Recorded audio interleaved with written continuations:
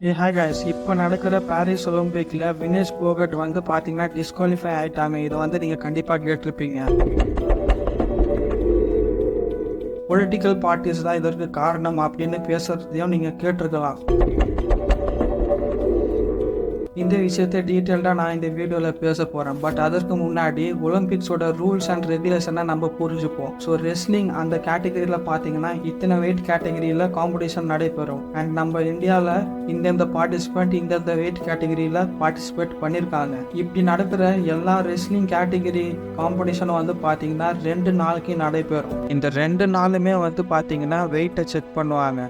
And participant எந்த wait கேட்டகரியில் participate பண்ணுறாங்களோ அவங்களுடைய வெயிட் வந்து கரெக்டாக அந்த வெயிட் உள்ளே தான் இருக்கணும், அதுக்கு மேலே போகக்கூடாது. ஸோ அப்படி மேலே போனால் அவங்க டிஸ்குவாலிஃபை செய்யப்படுவாங்க. நான் ஒரு விஷயத்த சொல்கிறேன், நல்லா புரிஞ்சுக்கோங்களேன். ஃபர்ஸ்ட் நாள் வந்து காம்படிஷன் நடக்குது. அதில் வந்து பார்ட்டிசிபெண்ட் நல்லா பர்ஃபார்ம் பண்ணி கோல்டு மெடல் ஆடுறதுக்காக ஜெயிக்கிறாங்க. ஃபர்ஸ்ட் நாள் நடக்கிற காம்படிஷனில் அப்படி செலக்ட் ஆகுறாங்க 2 பேர். அந்த 2 பேருக்கு வந்து பார்த்தீங்கன்னா அடுத்த நாள் செகண்ட் நாள் வந்து காம்படிஷன் நடைபெற இருக்கு கோல்டு மெடலுக்காக. யாரு ஜெயிக்கிறாங்களோ அவங்களுக்கு கோல்டு, தோக்குறவங்களுக்கு சில்வர், பிரான்ஸ் யாருன்ட்டு முன்னாடி நாளே முதல் நாளே ஃபிக்ஸ் ஆயிடுச்சு. ஸோ அடுத்த நாள் வந்து அந்த கோல்ட் நடக்கிற காம்படிஷனில் அவங்களுடைய வெயிட் வந்து செக் பண்ணப்படும். அப்படி செக் பண்ணும்போது ஏதாச்சும் ஒரு பார்ட்டிசிபெண்ட்டுக்கு வந்து வெயிட் வந்து ஒரு 100 கிராம்ஸ் கூட இருந்தாங்களேன், அவங்கள அப்படியே டிஸ்குவாலிஃபை பண்ணுறாங்க. யார் பிரான்ஸை ஜெயிச்சாங்களோ அவங்களுக்கு சில்வர் கிடைக்கப்படும். அண்ட் பிரான்ஸில் யார் தோத்தாங்களோ அவங்களுக்கு பிரான்ஸை கிடைக்கப்படும். இப்படி தான் ரூல்ஸ் இருக்கு. ஸோ இதில் தான் வினேஷ் போகட் வந்து மாட்டுறாங்க. ஸோ முதல் நாள் அவங்க 3 பேர் வீழ்த்தி அவங்க கோல்டு மெடலுக்கு செலக்ட் ஆகுறாங்க. கோல்டு மெடல் மேட்ச் வந்து நெக்ஸ்ட் டே நடைபெறும். 6th of August வந்து முதல் நாள், 7th of August வந்து செகண்ட் நாள். ஸோ அந்த செகண்ட் நாளில் அவங்களுடைய வெயிட் வந்து பார்த்தீங்கன்னா ஒரு 100 கிராம்ஸ் கூட இருக்கு. ஸோ அதனால அவங்கள அப்படியே டிஸ்குவாலிஃபை பண்ணுறாங்க. ஸோ வினேஷ் போகட்டோட கோரிக்கை என்ன இருக்குன்னா, என்னையா இப்படி வெயிட் கூட இருக்கிறதுனால அப்படியே டிஸ்குவாலிஃபை பண்ணுறீங்க, எனக்கு வந்து சில்வர் மெடல் நீங்கள் கொடுத்தாகணும். ஏன்னா முதல் நாள் நான் அதுக்கு தகுதி பெற்றிருக்கேன்ல, அதை ஜெயிச்சு வந்திருக்கேன்ல, எனக்கு சில்வர் மெடலை கொடுங்க அப்படின்னு சொல்லி கேஷ் கிட்ட ரெஜிஸ்டர் பண்ணுறாங்க, ஒரு கேஸ் ஃபைல் பண்ணுறாங்க. இந்த கேஸ் யாருன்னு பார்த்தீங்கன்னா கோர்ட் ஆஃப் ஆர்பிட்ரேஷன். இவங்க யாருன்னு பார்த்தீங்கன்னா இவங்க தான் இந்த ஸ்போர்ட்ஸ் ரிலேட்டடான ஏதாச்சும் ஒரு இஷ்யூ ஏற்பட்டால் இவங்க தான் அதுக்கு தீர்ப்பை சொல்லுவாங்க. இவங்க அதுக்காக உருவாக்கப்பட்ட ஒரு கோர்ட். இப்போ பார்ப்போம் பொலிட்டிக்கல் பார்ட்டி எப்படி இந்த கேஸ்க்குள்ளே வருதுன்ட்டு. போன வருஷம் என்ன ஆச்சுன்னா, ரெஸ்லிங் ஃபெடரேஷன் ஆஃப் இந்தியாவோட பிரசிடெண்ட்டாக இருந்தவர் பிரிட்ஜ் போஷன், இவர் வந்து நிறைய ரெஸ்லருக்கு ஃபிசிக்கல் ஹராஸ்மெண்ட் பண்ணதுனால நிறைய ரெஸ்லர் வந்து இவங்களுக்கு அகெயின்ஸ்டாக ப்ரொடெஸ்ட் பண்ணாங்க. ரெஸ்லர் பண்ண அந்த ப்ரொடெஸ்ட்டை வந்து மக்கள் கிட்ட ஃபேக்காக ப்ரொஜெக்ட் பண்ணணுன்ட்டு நிறைய விஷயங்கள் செய்யப்பட்டது. கோர்ட்டில் வந்து பிரிட்ஜ் போஷனுக்கு அகெயின்ஸ்டாக கொடுத்த சாட்சிகளை வந்து பிரிட்ஜ் போஷன் நான் இப்போ ஊரில் இல்லை, நான் சர்பியாவில் இருந்தேன் அப்படின்னு சொல்லி சாக்கு புக்கெல்லாம் சொல்லி அந்த கேஸ்லேருந்து அவர் தப்பிச்சிடுறாரு. ஆனால் பிரிட்ஜ் போஷன் மக்கள் கிட்ட பயங்கரமாக அசிங்கப்பட்டார்.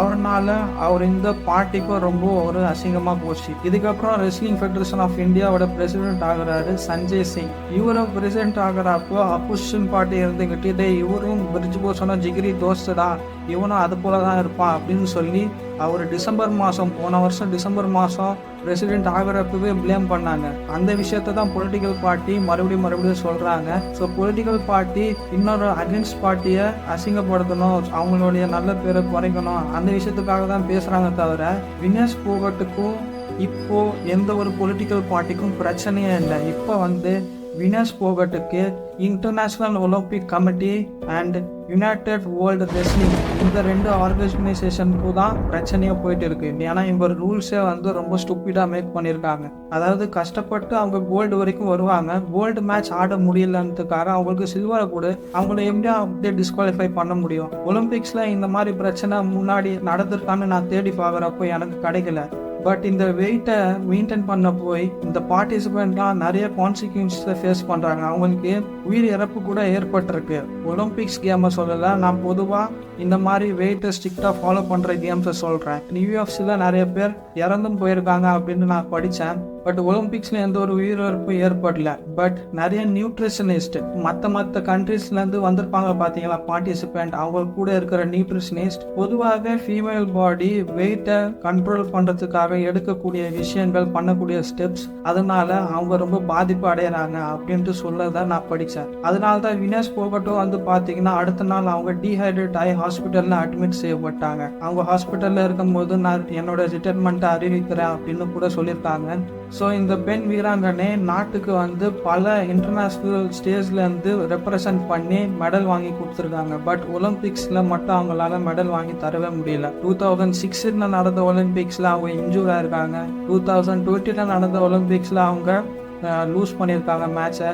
அண்ட் இந்த தேர்டாக பார்ட்டிசிபேட் வந்த ஒலிம்பிக்ஸில் கோல்டு மெடல் அடிக்கிற ஸ்டேஜ் வரைக்கும் வந்து ஜஸ்ட் பிகாஸ் அவங்க வெயிட் வந்து 100 கிராம்ஸ் அதிகமாக இருக்கிறதுனால அவங்கள டிஸ்குவாலிஃபை பண்ணுறாங்க. இந்த ஸ்போர்ட்ஸ் ரிலேட்டடான நாலேஜ் உள்ள பர்சன் கேஷ் கிட்ட வினேஷ் போகட் கம்ப்ளைண்ட் ரைஸ் பண்ண போகிறாங்க. இதை கேட்டு இந்த கேஸை வந்து கேஷ் வந்து ஓப்பன் அண்ட் ஷட் கேஸாக தான் பார்ப்பாங்க அப்படின்ட்டு எதிர்பார்க்கப்பட்டு இருந்தது. பட் கேஷ் வந்து அந்த ஓப்பன் அண்ட் ஷட் கேஸாக பண்ணலை. அவங்க எங்களுக்கு ஒரு நாள் டைம் கொடுங்க, எங்களுக்கு இன்னொரு நாள் டைம் கொடுங்க, எங்களுக்கு 24 hour டைம் கொடுங்கன்னு சொல்லி 3 நாள் டைம் எடுத்துக்கிட்டாங்க. ஸோ 9th of August அவங்க கம்ப்ளைண்ட் பண்ணியிருக்காங்க.